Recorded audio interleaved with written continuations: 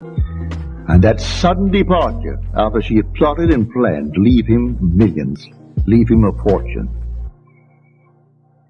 And everything was all plotted around that lad.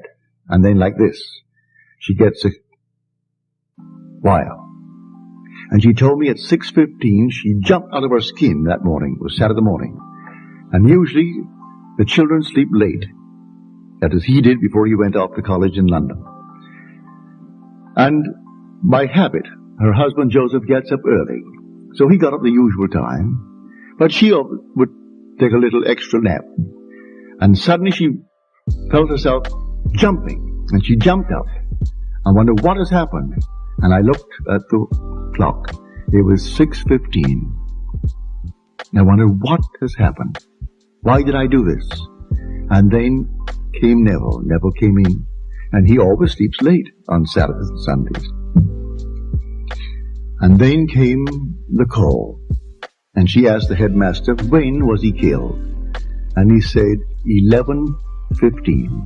That's exactly 6:15 New York time. There's a difference of 5 hours between New York and London. New York is on the 75th meridian, and London is Greenwich. And every 15 degrees, you have a change of an hour. Exactly to the minute.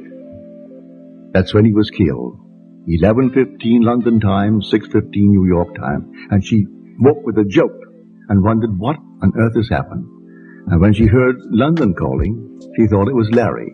And when she heard this voice, and it was not Larry's voice, she asked automatically, what has happened to Larry? And then he said, I'm sorry to tell you, Mrs. Burleigh, but Larry is dead. And that's the story.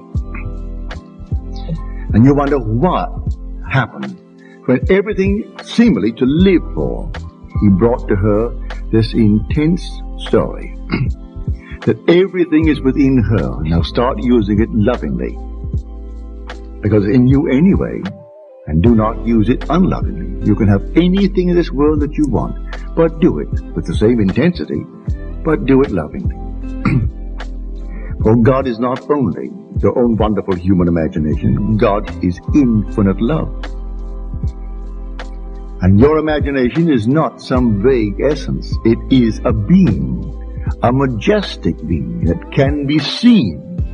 And when you see, you will see the King of Kings and the Lord of Lords. And one day you too will take off the coat. And others will not see it, but anyone with incurrent eyes will see it. And they will see that you took off your body. You took off the skin. And through that transparent body, which you now wear, is the King of Kings and the Lord of Lords.